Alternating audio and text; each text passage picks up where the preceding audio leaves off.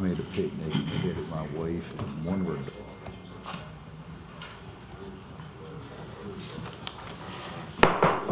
We'll call the meeting order for Wycomico County Legislative Session 2023-10 for May 16, 2023. Those that like to stand and join us in the Lord's Prayer and Pledge of Allegiance, please do. Father, who art in heaven, hallowed be thy name. Thy kingdom come, thy will be done, on earth as it is in heaven. Give us this day our daily bread, and forgive us our trespasses, as we forgive those who trespass against us. And lead us not into temptation, but deliver us from evil. For thine is the kingdom, power, glory forever. Amen. Allegiance to the flag of the United States of America and to the republic for which it stands, one nation, under God, indivisible, with liberty and justice for all.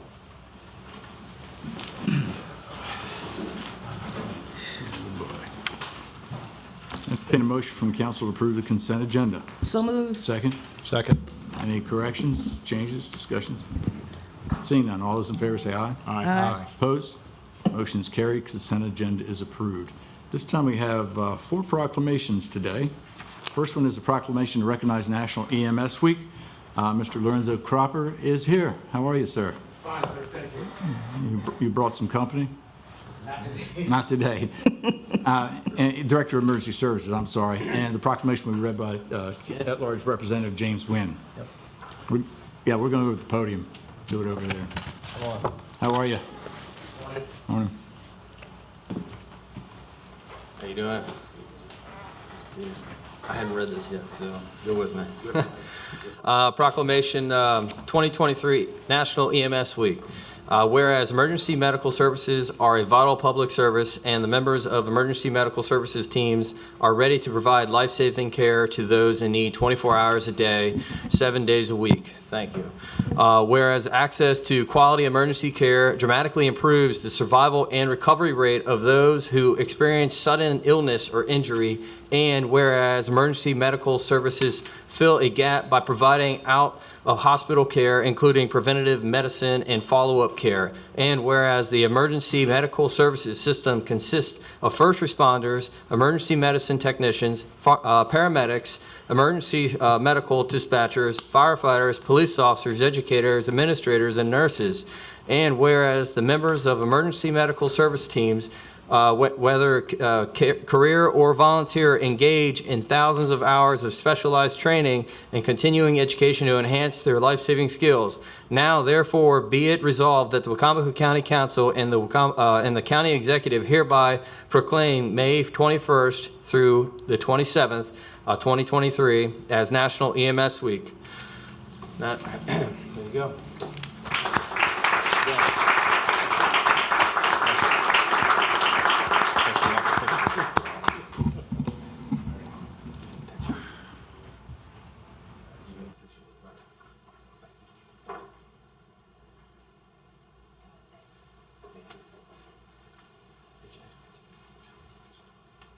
Next item on the agenda, proclamation to recognize National Police Week.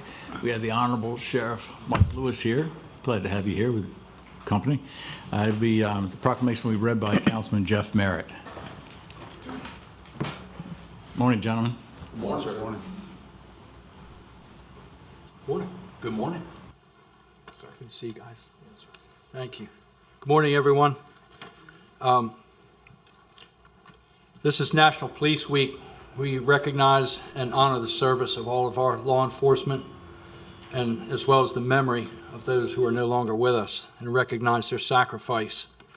So I am honored to do this proclamation.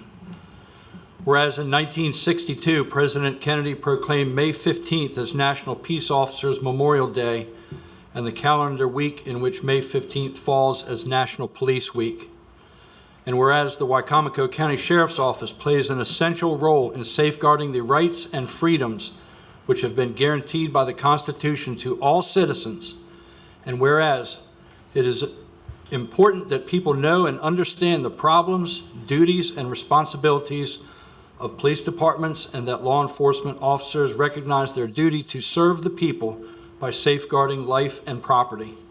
by protecting them against violence or disorder, and by protecting the innocent against deception and the weak against oppression or intimidation. Now, therefore, the Wicomico County Council and the County Executive hereby designate the week of May 14th through 20th, 2023 as National Police Week in Wicomico County, and urge all citizens to pay tribute to our law enforcement officers done this 16th day of May 2023, signed by our County Executive and the Wicomico County Council.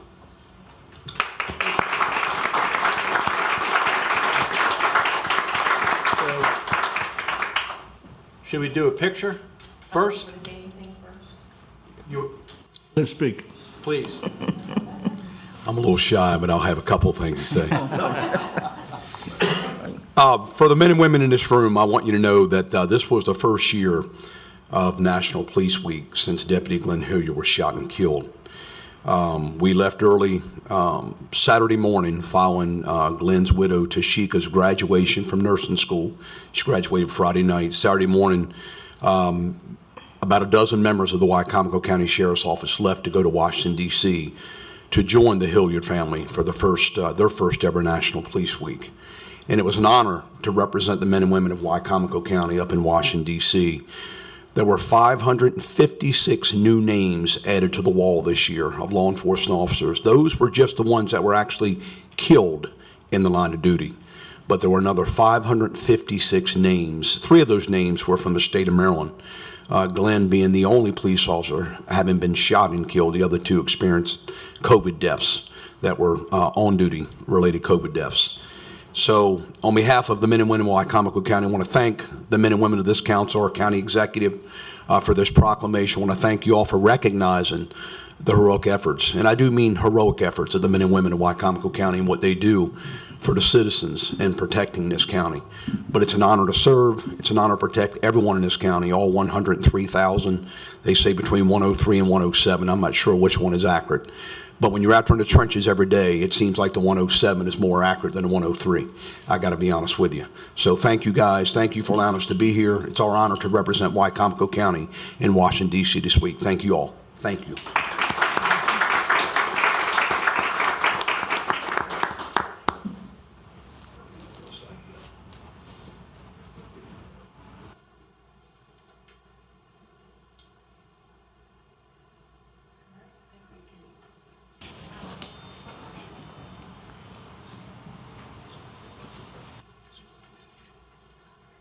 Next on the agenda, we have a proclamation to recognize National Public Works Week. We have Ms.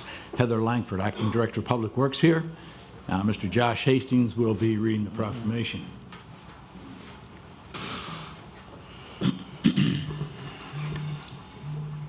everybody wants to just come and line up right on behind. All right, this proclamation is National Public Works Week, whereas public works professionals focus on infrastructure, facilities, and services that are of vital importance to sustainable and resilient communities and to public health, high-quality life, and well-being of the people of Wicomico County. Whereas these infrastructure, facilities, and services could not be provided without dedicated efforts of public works professionals who are responsible for rebuilding and improving and protecting our transportation, water supply, water treatment, and solid waste systems, public buildings, and other structures and facilities essential for our citizens.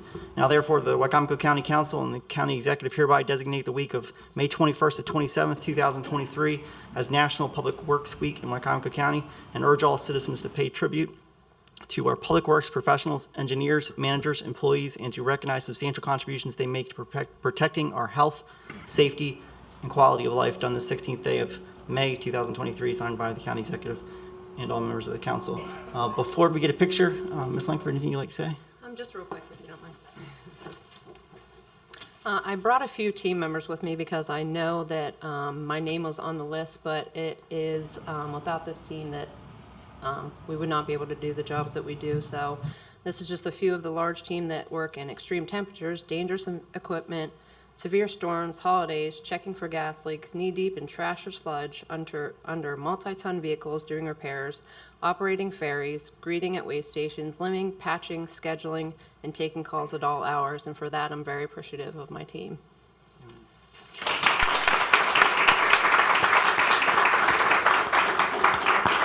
If you all can come right around the podium.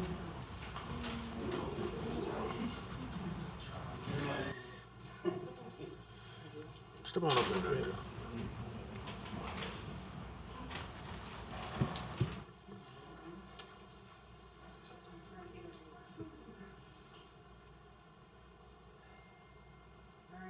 Thank you.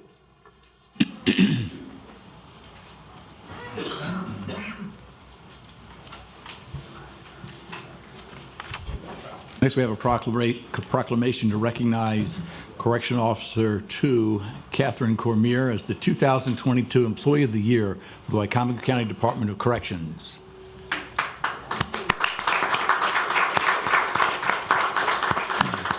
Vice President Shane Baker will be reading the proclamation.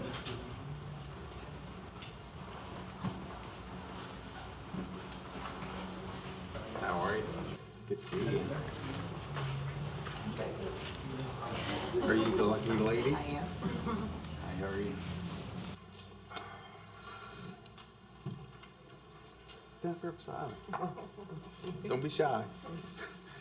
So this is a proclamation for Correctional Officer 2, Catherine Cormier, 2022 Employee of the Year.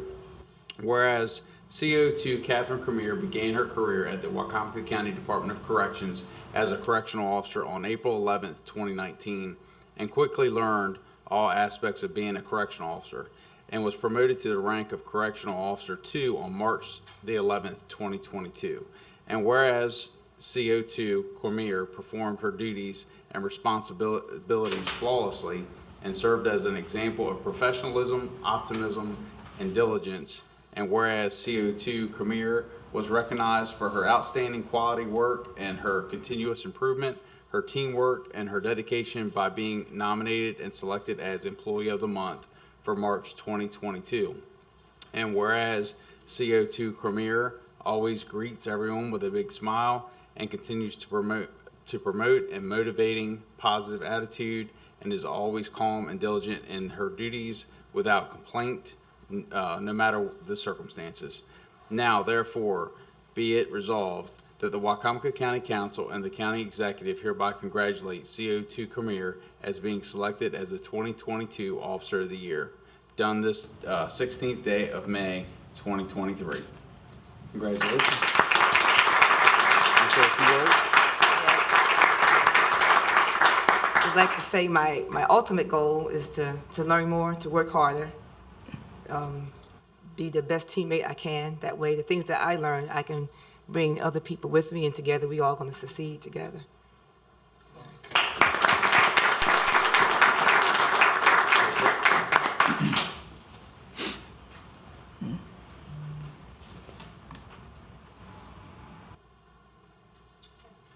Thank you. Congratulations. Good seeing you all again. See you. Good to see you.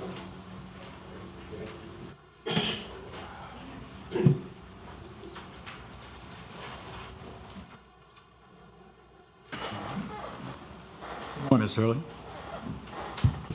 Good morning, Mr. President, council members, ladies and gentlemen. The first item on the agenda this morning is a public hearing on the constant yield rate. The constant yield rate is a hypothetical county real property tax rate that is calculated by the Maryland Department of Assessment and Taxation that would generate the same amount of revenue in fiscal year '24 that was generated the previous year, which in this case is fiscal year 2023. As the county's assessable real property tax rate increases, the constant yield tax rate decreases. By Maryland law, if the real property tax rate is set at a level above the hypothetical constant yield rate, a public hearing must be held. The county executive has submitted a proposed budget for fiscal year '24 with a tax rate that is lower than this year's fiscal year's tax rate, but is higher than the hypothetical constant yield rate. A public hearing notice was posted on the county's website and in the local newspaper stating that a public hearing would be held today at 10 a.m. And this hearing is not about the actual budget, but it's about the constant yield rate. And the budget will be adopted on June the 6th at 6 p.m. in the Government Office Building, room 301. Thank you, Ms. Hurley. At this time, we open the floor for public hearing on the constant yield rate for Wycomico County. If you have any comments you'd like to make, come to the podium. Please state your name, your county of residence, and your concerns. All right, that concludes the public hearing on the constant yield rate. Okay. Next is Resolution Number 68-2023. This is extending the date for the adoption of the annual budget and appropriation bill from June the 1st to June the 15th. Charter Section 705F provides that the annual budget and appropriation bill shall be adopted by the county council not later than June the 1st, or such date as may be set by resolution, and that is pursuant to Section 707 of the Charter, but no later than June the 15th. Extending the date for the adoption of the annual budget and appropriation bill will allow council additional time to further review and discuss the county executive's proposed budget. Also, June 1st is on a Thursday, and the next regular scheduled council meeting is on June the 6th. So this will allow council to adopt the budget during a regular meeting unless a special meeting is needed. Thank you, Ms. Hurley. Entertain a motion from council to approve Resolution 68-2023. So moved. Second. Second. Any discussion? All those in favor say aye. Aye. Opposed? Motion's carried. Resolution passes. Okay, next for your consideration is Resolution Number 69-2023. This is authorizing DeCarlo Precision Instrument Incorporated as the sole source vendor to provide Sokia robotic products, which supply the latest technologies in survey positioning, mapping, and 3D documentation needs, and training for vehicle accident/crash reconstruction. You'll notice that there is a SM behind the resolution number. This means that the resolution requires a supermajority vote for it to pass, meaning 5 council members must vote in favor of it. Thank you, Ms. Hurley. Entertain a motion to approve Resolution 69-2023. So moved. Second. Second. Any discussion? All those in favor say aye. Aye. Opposed? Motion's carried. Resolution number 69-2023 passes unanimously. Okay, next is Resolution Number 70-2023. This is a submission of an appointment to the Board of Appeals and confirming the appointment of Michael L. Hoy Sr.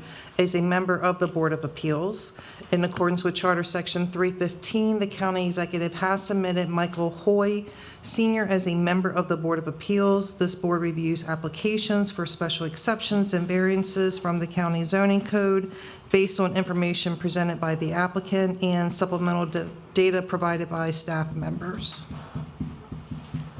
Entertain a motion from council to approve Resolution 70-2023. So moved. Second. Second. Any discussion? Seeing none, all those in favor say aye. Aye. Opposed? Motion's carried. Resolution passes.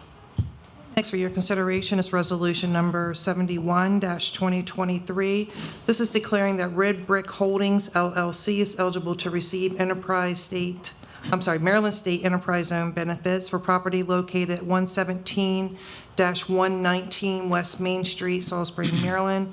And in order for a business to qualify for Enterprise Zone benefits, it must meet one of the 2 statutory requirements, which are that the business must either make an investment in capital improvements of more than $50,000 or hire new employees since it has been located in the zone. Red Brick Holdings LLC is eligible for Enterprise Zone benefits because of its investment of more than $50,000 in the property. And we do have Ms. Laura Soper here if there's any questions. Entertain a motion from council to approve Resolution 70-2023. So moved. Second. Second. Any discussion? Any questions? Seeing none, all those in favor of Resolution 70-2023 say aye. Aye. Opposed? Motion's carried. Resolution passes. Okay, the next item for business is Resolution Number 72-2023. This is to accept a grant award from the Governor's Office of Crime Prevention, Youth, and Victim Services for criminal justice for supplemental funding related to special projects funded under the Maryland Police Recruitment and Retention Grant Program in the amount of $45,827. And we have Captain Tim Robinson, or I'm sorry, we have the majors here. Entertain a motion from council to approve Resolution 72-2023. So moved. Second. Second. Any discussion? Questions? Seeing none, all those in favor of Resolution 72-2023, say aye. Aye. Opposed? Motion is carried, resolution passes. Thank you. Mr. President, that's all I have. Thank you, Mrs. Hurley. I'd like to say good morning to Delegate Carl Anderson. Glad to have you here, Carl. This time, we open the floor for public comments. If you have any comments you'd like to make, come to the podium, please. State your name, your county residence, and your concerns. Good morning. Good morning, Council and President and County Executive. My name is Lynn Bratton. I live at 303 South Boulevard in Salisbury, Maryland. So not only am I a resident of Wicomico County and pay taxes in Wicomico County and have for many years, I'm also a resident of City of Salisbury. And I'm simply coming today to present a concern that seems to have surfaced within the city budgets about the fire service area. I don't have prepared remarks, but from what I'm understanding, from my interpretation of what I've read, there is this ability for the Salisbury City Fire Department to respond to a Salisbury City area outside of the city limits to provide health and safety and fire services.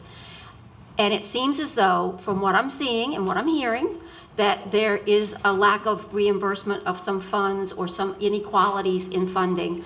And I simply am coming to you today to say it's a moral decision to keep those services in place because people can have unhealthy and unpleasant results if they don't have those services.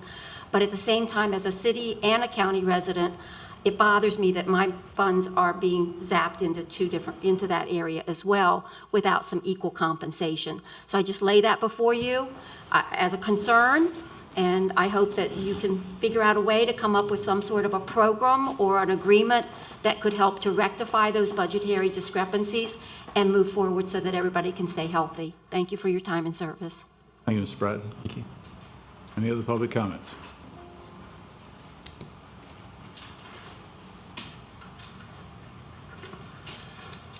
Good morning. My name's Joe White, and I am a resident of Wicomico County. The concern I'm bringing to today is just to ask all of you in the council and with the executive is to continue to do research on the proposed park out at Rockawalken for the West Metro. I'm a volunteer with the Parks and Rec for Wicomico County, have been for a few years, and I also work with the Hebron Parks and Rec. I've attended some meetings with some other local parks and recs in Sharptown and worked with Mardella. There's a disconnect in the communication right now that can be rectified. The usage of the park, who would have access to it, and what facilities would actually be in the final stage. I know that you're going through a survey plan. I know quite a bit of money is being spent to make sure that that's done properly. But you have a lot of stakeholders in this county, volunteers and commissioners from in small towns, particularly on the west side where this park is being built, who, from my understanding, have not had a chance to be in on the planning phase prior to the survey being done. I'm only asking that you don't have a rush to judgment. Make sure that all of your stakeholders have had a chance to be heard. We do have some gaps in the Parks and Rec programming. We have facilities that we don't have that are not baseball diamonds right now. That doesn't seem to be as much of a concern as we don't have a soccer complex. And we also only have one gym that's available to be rented by the public, and it's all the way in Bivalve. As a coach of a girls team, we don't have a lot of girls programming right now. We have none that I know of, and it's impossible for us to get down to Bivalve to rent a gym so we can play, down there. So, thank you. Thank you. Thank you. Any other public comments? Good morning. Jim Atkins, Wicomico County. Just want to speak for a moment about the situation with Bering Creek Road. I've looked through the budget pretty much as a layman can, and I don't see any allocations for any work to be done on Bering Creek Road, either to close it permanently or to rebuild it.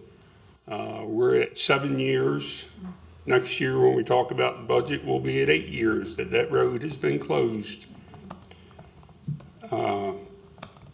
What's happening with that road? A little bit more than $200,000 was spent this past year in architectural plannings and drawings, and still haven't seen them, don't know what they're talking about. The state EPA is against that road being rebuilt or reopened. The county has expressed concerns about the liability if somebody gets hurt down there. There are also environmental concerns because each of the heavy rains that we have, such as we had last month, deteriorate the road more, drops more asphalt into the water, which flows out into the Nanticoke River. So some kind of decision needs to be made on Barron Creek Road, one or the other. As I've said before, either fix it or close it properly to keep people from trying to use it. After being closed for 7 years, you would be amazed how many people still turn off Route 50 to try to come across Barron Creek Road, even though there are road signs that say road closed, dead end, local traffic only. They still turn off there, and they'll continue to turn off there until that road is closed properly. So as I say, again, I don't see anything in the budget this year to do anything with it, one way or the other. So I'm hoping that something can be done or will be done to get that road either fixed or close it off properly. Thank you. Thank you, Mr. Atkins. Any other public comments?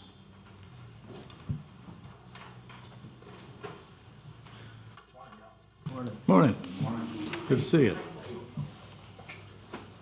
I lost a $5 bet. I told Shane you weren't going to be speaking today. Well, yeah. Yeah, So that was easy money for him. if you get it off of him, man, celebrate that. Right? Yeah, celebrate that. He squeaks when he walks. Good morning. First off, congratulations on such a brief council meeting. Wow, I attribute that solely to the leadership of the council president and his direction of the flow of this meeting, and to no one else other than him. We're not done yet. You have half an hour to talk. I wasn't here at the last meeting when you had rescheduled to have the delegation here, so I just kind of wanted to touch on a few things. I don't know if they were touched upon. If you had any questions that you weren't able to ask last week, if you wanted to ask this week, that's why I came by to hang out with y'all. I wanted to start off first talking about some of the wins we've had during session, working with the executive's office. I want to thank Laura Hurley for always being prompt anytime we need anything, her and her team. Each of you, I want to congratulate Councilman Wynn on his first piece of legislation being passed for Sunday hunting. That was no easy task, brother. Getting a hunting bill passed in Annapolis in this climate. So congratulations, man. It was good having you up there for the bill hearing. And I wish you had been there when the legislation was signed last week, but I got something for you. So to celebrate what you did, because that is very difficult. The last Sunday hunting bill that we tried to pass for Wicomico, it took 3 years to get done. We got yours done in one. So yeah, that's a credit to you, my man. Speaking of legislation, the Sanitary Commission, that was awesome. We had the Chesapeake Bay Foundation sitting with us, proving once again that we transcend the political divide and the philosophical differences that are perceived across the state. So it's again, it was a great session in the budget.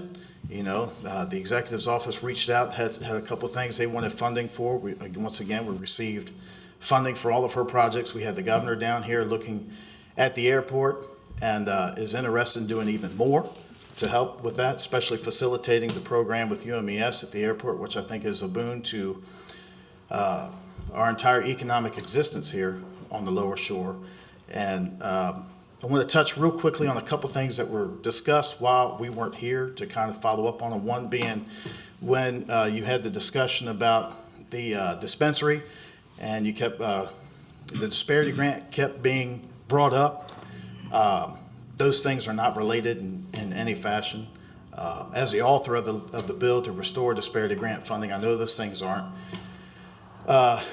connected, but I followed up because I know that we got a letter from the Attorney General's office. I was going to say AG, but we'll say Attorney General's office, and I know that that was deemed not sufficient, so I reached out to committee leadership and House leadership, and they said that if they remove the disparity grant for Wycomico County, separating from the dispensary system, they'd have to do it for everybody, because every other county that receives disparity grant funding already has done away with their alcohol dispensary system.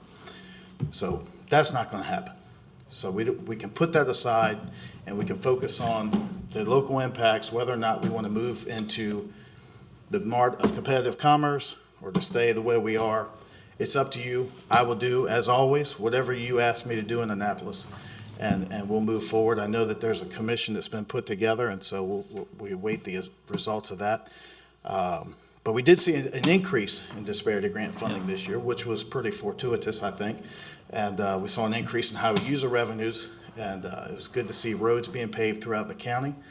So I think we're definitely moving in the right direction, especially in a time where we may be looking, I think we are already in an economic slowdown. And so that the fact that we're able to be more prudent with our dollars makes us wiser than ever.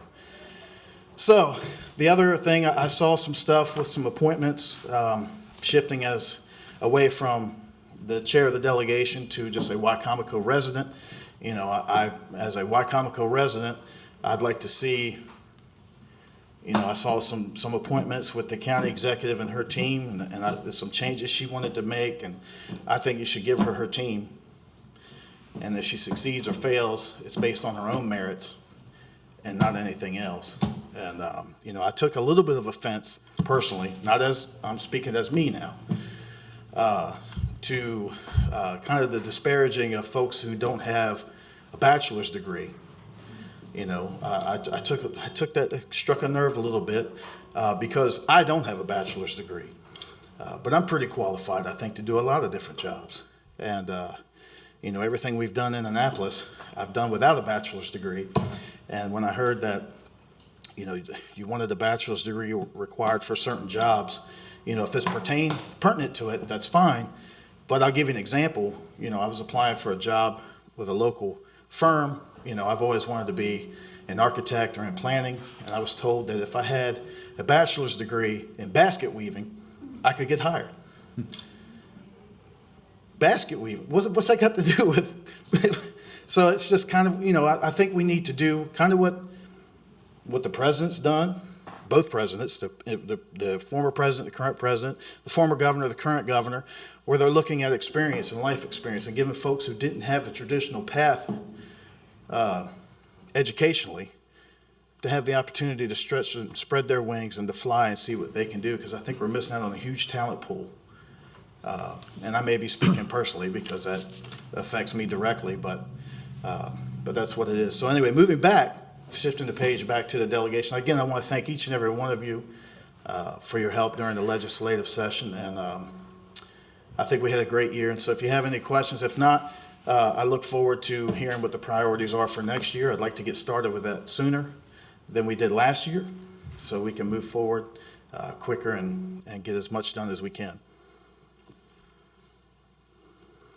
Got a few more minutes, Carl, if you want to keep talking. Really? So how was y'all's week? Good. Joe, how you been, brother? Things going well out at the Emporium? I'm fine. Good, my man. Absolutely. Josh, good to see you back, man. I was praying for you, brother. Believe it or not, I do pray. It may not show, but I do. So, Miss Shaney, how you doing? I'm doing fine. Good. All right. I'll be calling you. All right. All right. It's good to see y'all wearing suits today too. It's nice, man. Absolutely. I got to step my game up. I think that's all I got. Unless you don't have anything, man. I love you guys, and I'll see y'all real soon. Thank you, Elliot. Thank you. Thank you. Appreciate it. Thanks, Carl. Any other public comments?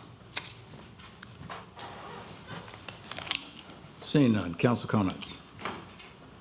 I think this is just minor. I was looking at, how we do proclamations, and I was just wondered if maybe we could do work sessions before we have signings on them, just to make sure that everyone's okay with doing every single proclamation. And every single proclamation that I've seen, I've looked at, and I'm absolutely okay with. I just think if you know, maybe there's going to be a time where maybe not everybody does agree with a certain proclamation, and then if we don't sign it, then we're that guy. And I just don't want that to happen to anyone. And like I said, everything that's showed up, I'm fine with every single proclamation. I agree with them. I'm just thinking of maybe the process of, and I know it might take a little bit longer. I'm just thinking of the process of us all coming together, making a decision on doing certain ones and maybe not certain ones. So that's just my comment. That's a little detail, but it's just my comment. Any other comments? I just want to say, since Delegate Carl is here. Yes, ma'am. And I'm going to make a public request. There's a neighborhood in West Salisbury, my district, that there's 3 homes that I believe needs to be torn down or condemned to find funding. And I understand there's community block grant money available to do that. So I'll write you a letter and to Cherie also, and because it's been needed for years and years and years. And I gave a tour to the county executive and showed her the homes. So I think if just do one, and I'm not saying it'd be done this year, of course, but We'll get them all. I'll send you pictures and all of those homes. So we'll jump right on. Okay, thank you. Any other council comments? Josh? I should briefly say thank you. You know, for a couple of years now, we've been working on the issue of traffic down Camden Avenue, and the county executive did a great job in trying to.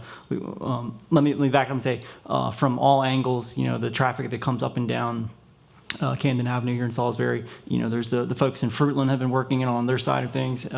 Salisbury University, the city of Salisbury's obviously done a lot of things to try to maintain traffic, and then the county too. So after a couple of years of working on that, yesterday it was great to be able to see officially that we're dropping the speed limit, at least between Pinehurst and K Avenue. So that's been something that's been happening for a couple of years, and we've a lot of process and effort into that. It's of course not going to be the end to try to address the traffic, but it's helped. So and Mr. Anderson too, I should say, Delegate Anderson has also been part of it. So thank you all for that. Well, one more thing. I just wanted to let the gentleman know that I have heard the concerns about the soccer fields, and I do know that we don't have many here. So that is, I heard you. Okay? Just to let you know. Yep. Under presidential comments, James, I would address what you said. That's a good idea. What I would suggest, if there's a majority of council members that want to have a work session, I certainly wouldn't want to take the council's time for a work session on every proclamation. Yeah. But if there's concern that comes up, and we certainly have a majority of the council that has similar concerns, we would look into that. In reference to the fire service agreement, Ms. Bratton, thank you for being here. I know you stay very active. Mostly, I know you're in the city, a lot of the city council meetings. We appreciate your activity there.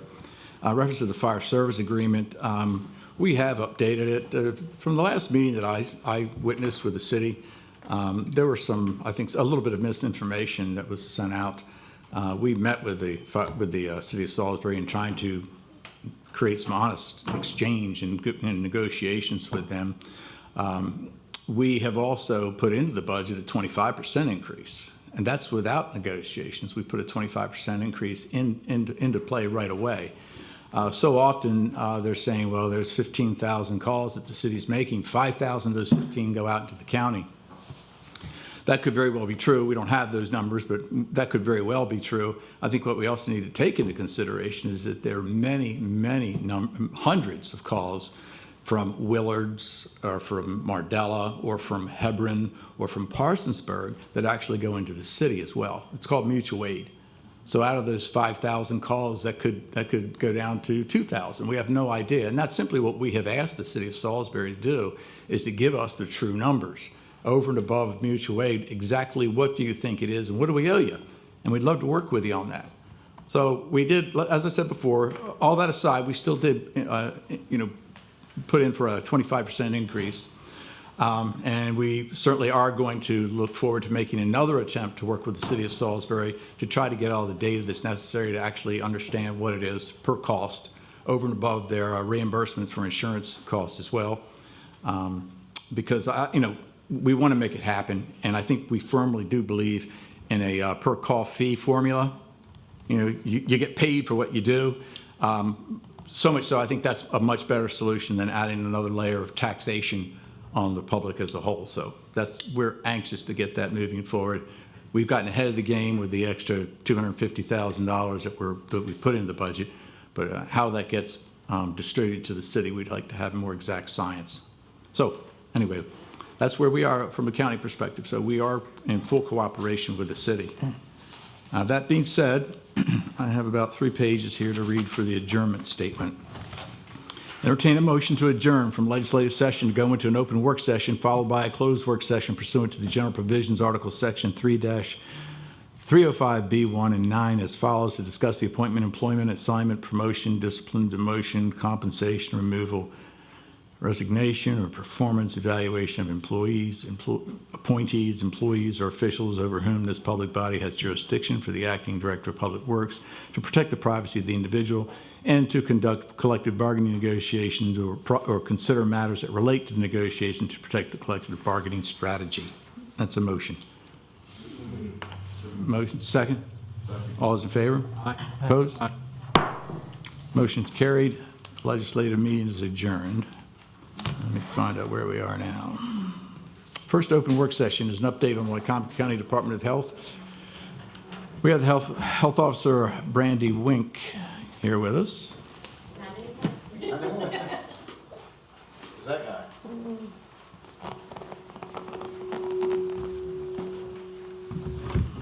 Mr. Matthew McConaughey, Health Officer. Yeah, okay. Thank you. How was everybody? Doing well. If you could just state your name and your positions for those who are watching today. Brandy Wink, Director of Administration. Matthew McConaughey, Health Officer. And Stephen White, Director of Environmental Health. Sorry? Steve White, Director of Environmental Health. Thank you. Good to have you here. Welcome. Congratulations. Thank you. I appreciate it. And it's a joy to be able to be here with you all, and I look forward to serving the community. To get started, we want to address your concerns and give you an update on what our septic permitting looks like. So I will give you an update on what is considered the backlog or the standing permits prior to January 17th, 2023 of this year. Overall, we had 54 applications in that category still available. We have completed 28 of those, and we have 26 open applications to date. Of those 26, 22 of those we are waiting on response from the homeowner, and the remaining 4 are other applications or other concerns or reasons that are still open. Currently, we're looking at 72 overall applications. This is January 17th to date, well, to May 10th. We've completed 23 of those applications with 49 remaining open. We're currently at a 38-day period average business day completion rate for those. As far as land evaluation goes, as of May 10th, we had 114 overall applications, and we've had 91 not completed. We've completed 7, and the reason for these backlog is due to staffing issues as a concern and coordinating with MSD with dates for them to be able to come out and provide additional service.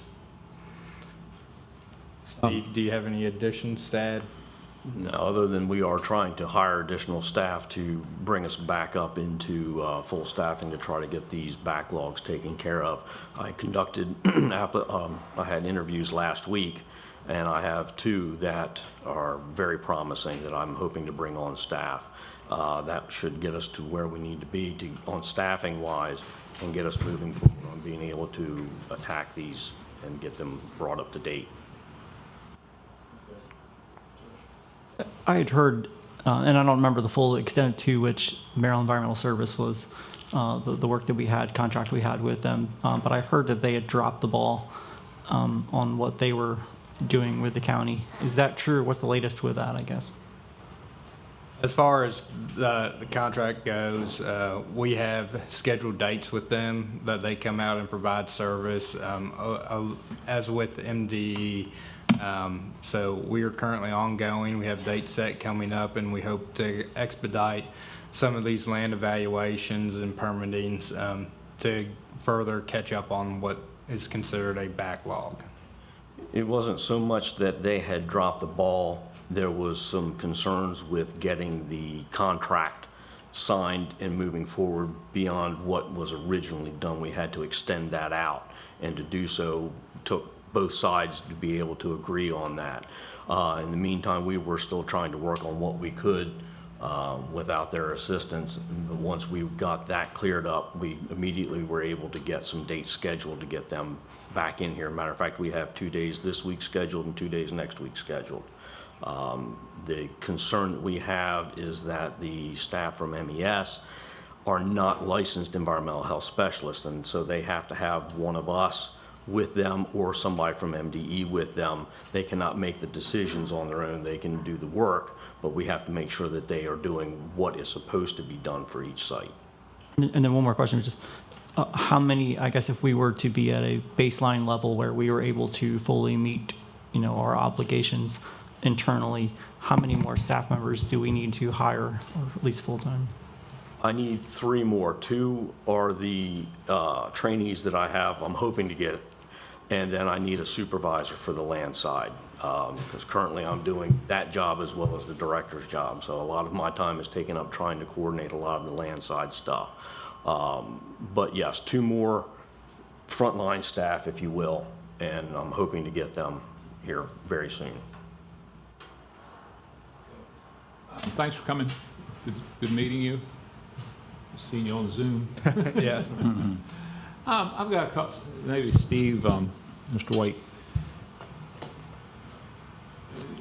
Failing septics in occupied homes right now.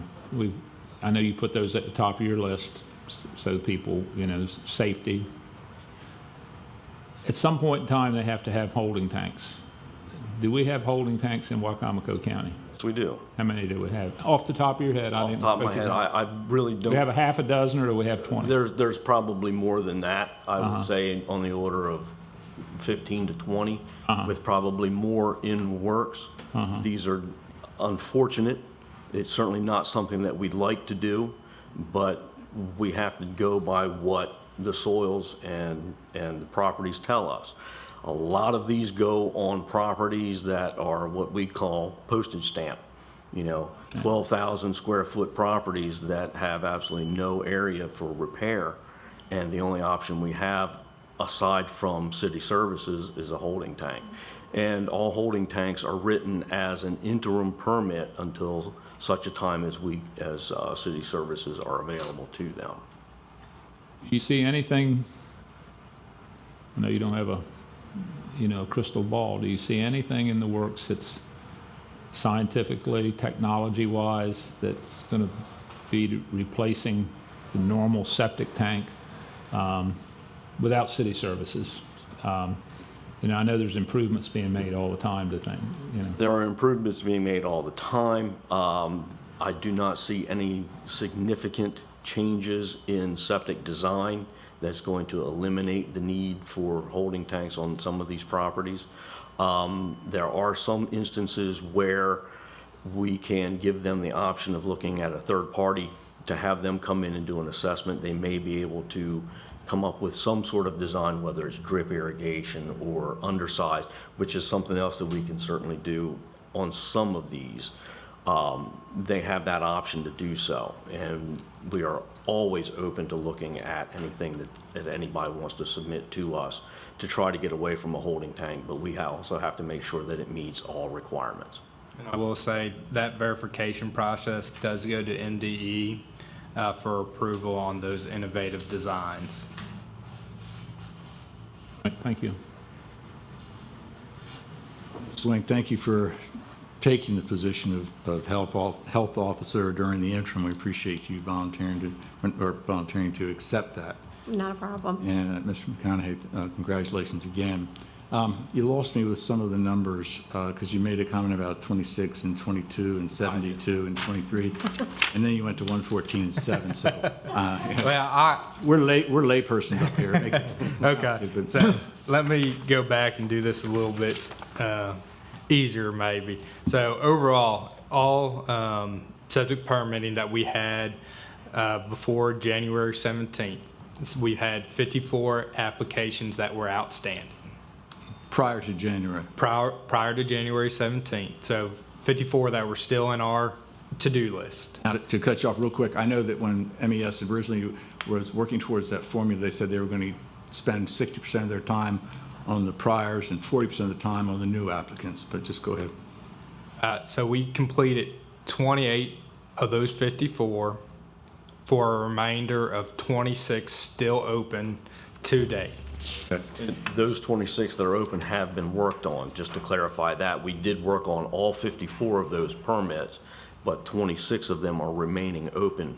And 22 of that 26, we have sent letters, we have reached out to the homeowners, and we're waiting on response back. What do you think that is? Because I think the last time that you were in here, you said the same thing, and all we hear are complaints. And I get it. We wouldn't bring MES in here if we didn't think we were having a problem in Wycomico County. Pretty much no different than any other county in the state of Maryland. But I was really confused by the fact that the homeowners or whomever it might be, the property owners, aren't responding. I'm not quite sure where that disconnect is.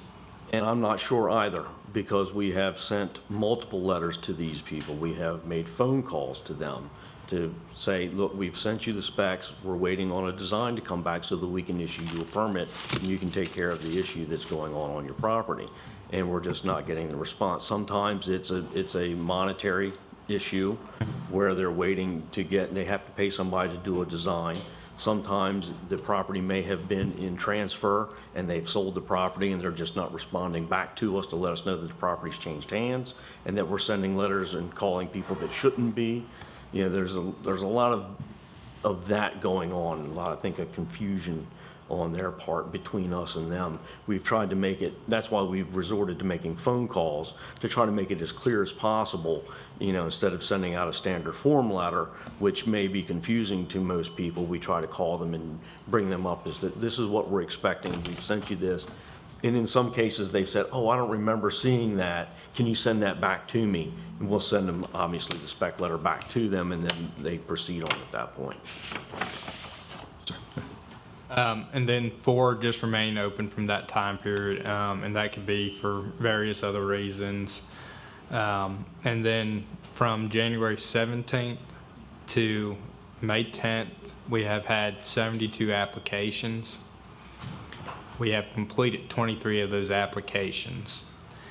49 are still open. Of those 49, they're all replacements. That does not mean we have not started work on those. They're just currently open, waiting for documentation, innovative processes. So in our work time is about 38.1 days till completion of those applications. And when we're calling it completion, that is when we actually issue the permit. We are trying to get out there as quickly as we can to these. Our turnaround time from when we received them, as he just stated, we had 54 from last year that were backlogged. Since January of this year, we've had 72 come in. I have 2 gentlemen out in the field working on these. And in that time, not only are they working on these, they're working on building permits. The weather's turned nice. A lot of systems are being installed. They're going out and doing inspections on all these systems. Since then, I've lost one of my environmental health aides that was helping with a lot of the stuff that was going on, so therefore it's dropped back onto them again. So they are doing a fantastic job of trying to get these things turned around. The numbers are telling us we're getting more. I had 4 come in for one gentleman one day. 4 repairs in one day for him to come in, you know, so they're doing a fantastic job trying to get these things turned around. The time that we get out on site is anywhere between 3.5 weeks from when we receive it. We're on site and have a letter sent out to these people so that some of these people are actually able to get us a design back quickly, and that's why the 38 days shows as well as it does. Others are taking longer to get back to us, and that's why they're showing as open applications. You say 49 are replacements. Is that holding tank? Is that a mound system? It could be any kind of system. These are just, we're qualifying that as a replacement system. That's what the application is for. They're having an issue. They've applied to have a replacement done. So that's how it's qualified. It could be a holding tank. It could be innovative and alternative. It could be standard system, sand mounds, whatever.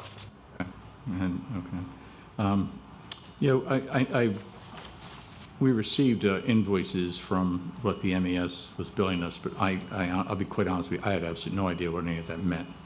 I don't know if there's an easier way to bring it in. I didn't know from it whether what they were doing was administrative or whether it was actually out in the field. And you said that these weren't certified engineers. They're not licensed environmental health specialists. Yes, I thought that's what I thought that's what these circuit riders were supposed to be.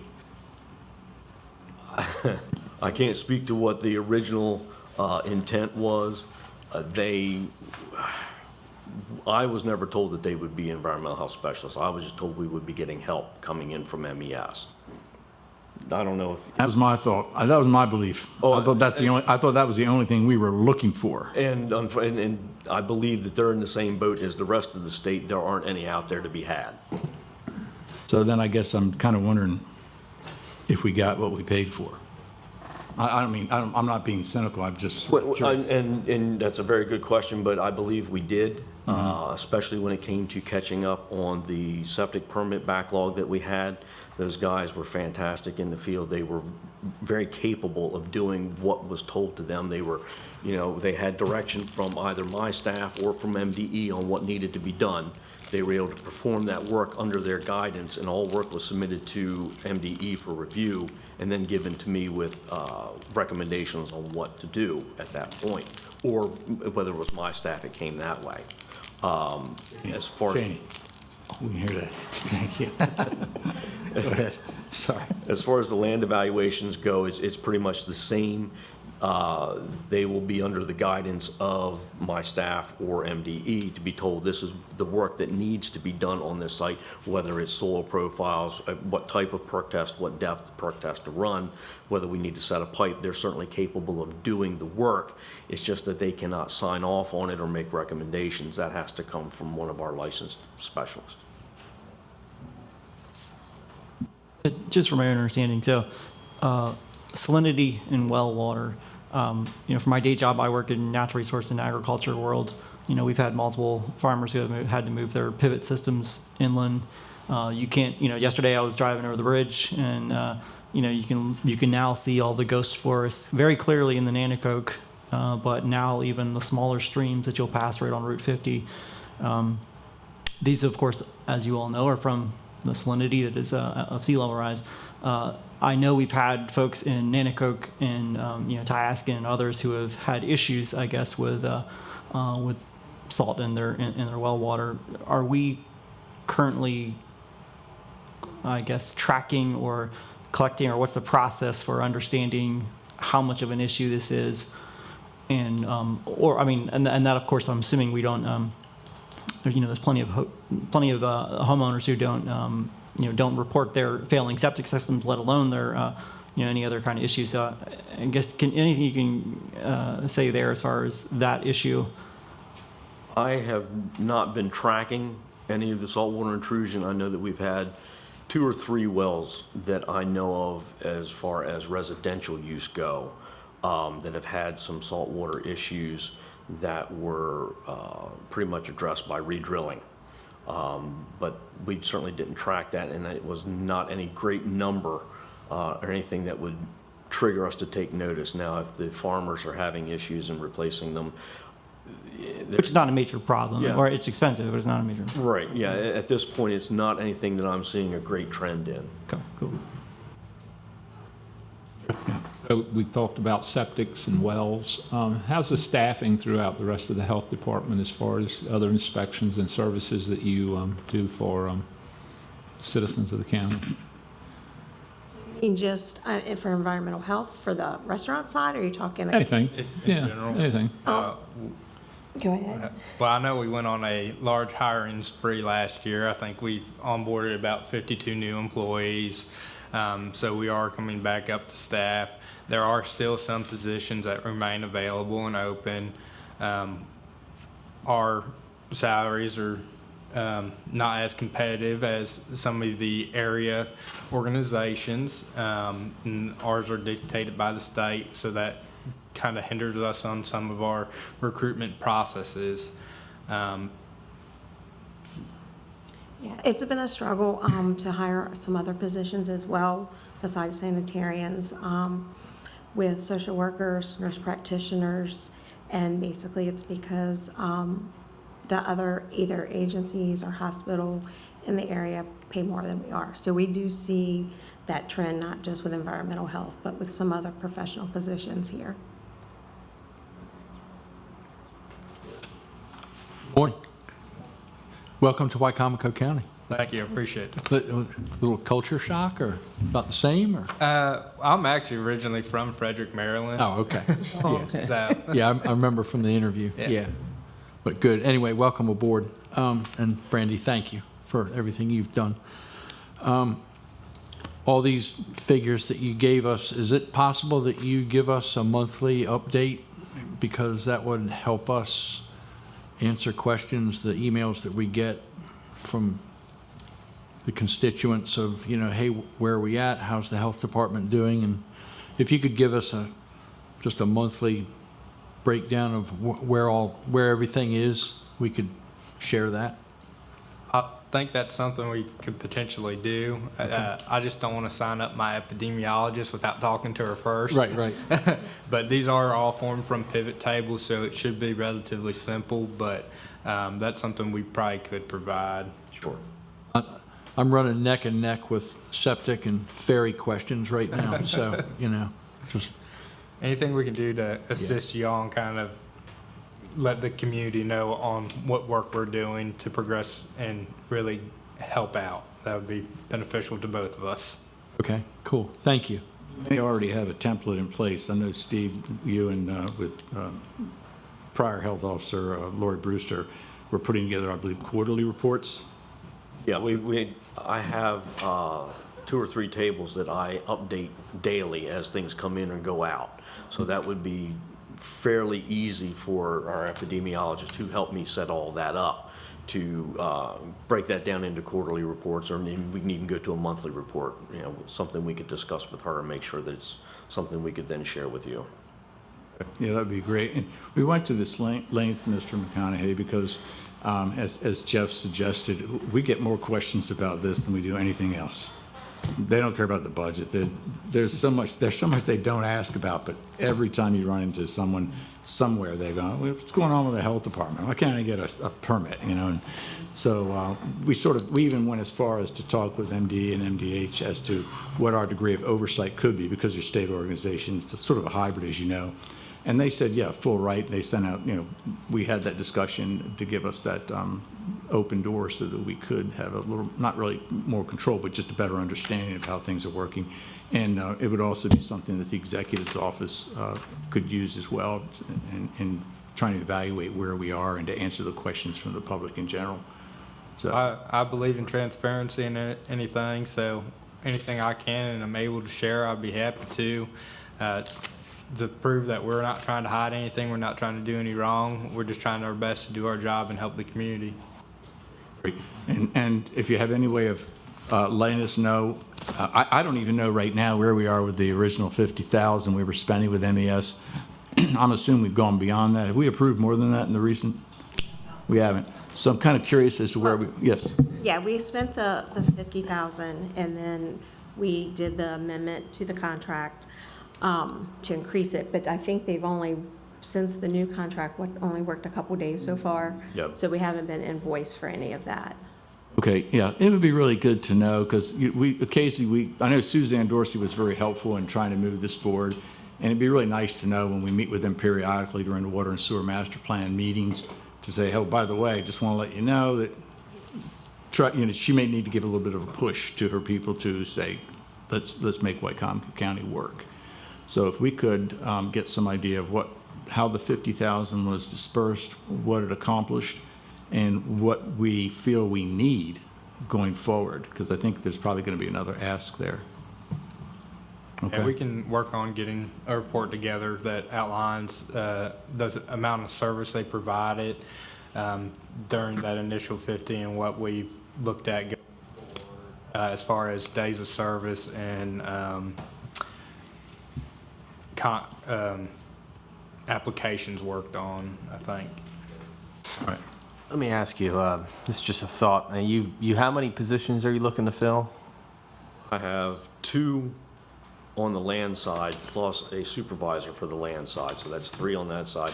And I believe I have 1 on the food side that needs to be filled. We recently had a very terrible. Now, I'm just throwing an idea, and this is just what I'm thinking. So you have a couple of positions that are open. I don't know if you're going to ever be able to fill them anytime soon.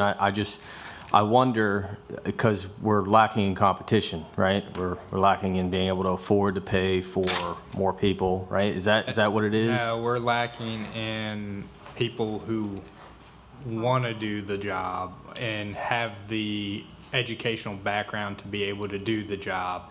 Recently, in legislative session, they've lowered the amount of science credits, I believe, that are required to become a licensed sanitarian. Yeah, I believe they changed it was the same amount of credits, but they've changed the lab work. It used to be you had to have 2 labs in separate disciplines. I think they've changed that now that you can actually have them in the same discipline, so that you're still getting the same requirements, but changing it up so that it's not as focused or as, in some cases, as broad. It opens it up to a lot of other people, and I've reached out to universities to let them know that this change has happened. Please let biology majors know, chemistry majors, all these people who are now eligible and can apply for these jobs, whether it's in Wycomico County or across the state. This is something that they need to look at. And like I said, I do have 2 that I have interviewed as of last week that if everything goes well, if I get all their documentation this week, I should be able to offer jobs to them coming up. So I should be able to get those 2 positions filled. So it's not a money thing? Money would help, definitely. Yes. All right. Money would help, and obviously they are asking for more than base. The baseline pay for this job as a trainee is much less than private sector. And a lot of them can get much higher pay in private sector, and that's part of the problem we've had. Between them just flat out telling me, no, that's not enough money, or they go back to their current employer and say, oh, look, they've offered me, this is their base, then they use us as a stepping stone to get something out of their current employer and then come back to me and say, no, I'm not interested any longer.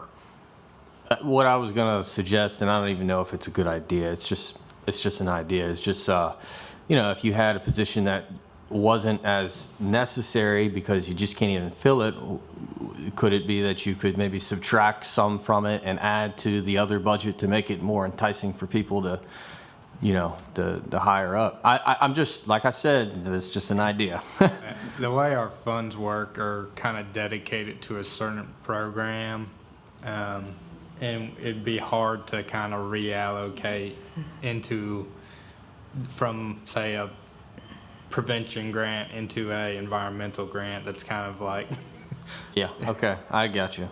I'll tell you, in line with that, we did send, for your information, last year, we sent a letter to the state saying, do us a favor, extend the range, extend the salary range so that you can pay more money to these environmental engineers and specialists, and the county will cover the difference. I mean, that's literally what we told them. If you can change that range and add 10,000 or 20,000 to that position, we'll pay it.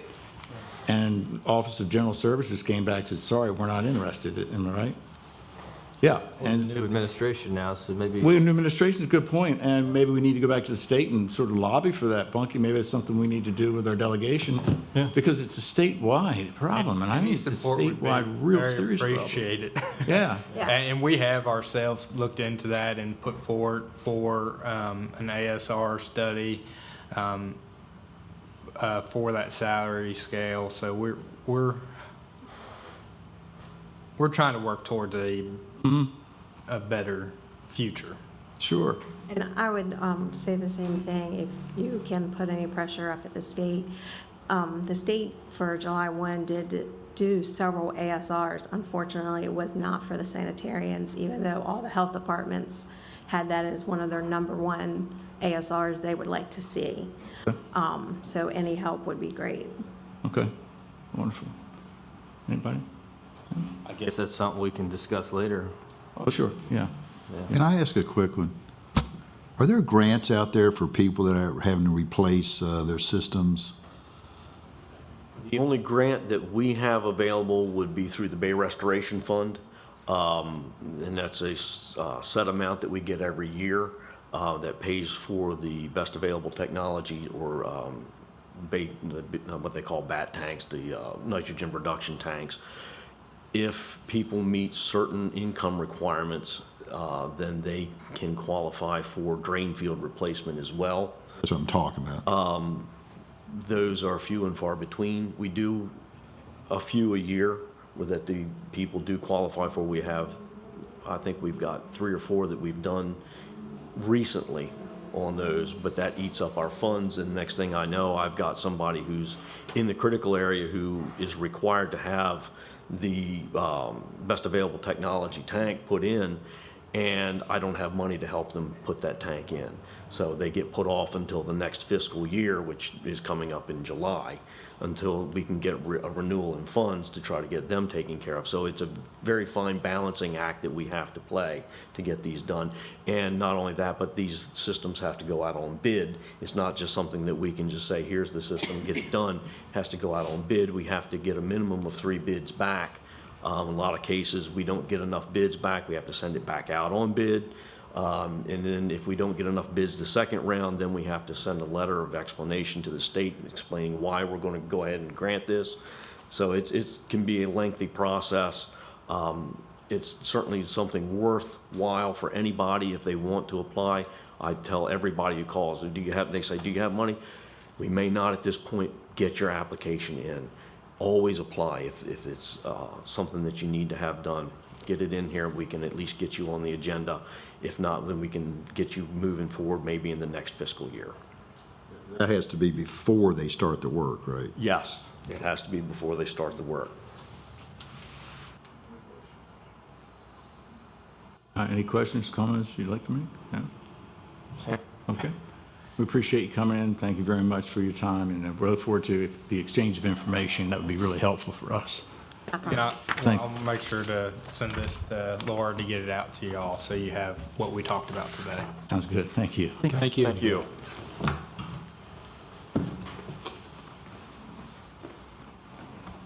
Entertain a motion to adjourn from open work session to go into closed session. So moved. Second. All those in favor? Aye. We're going to take a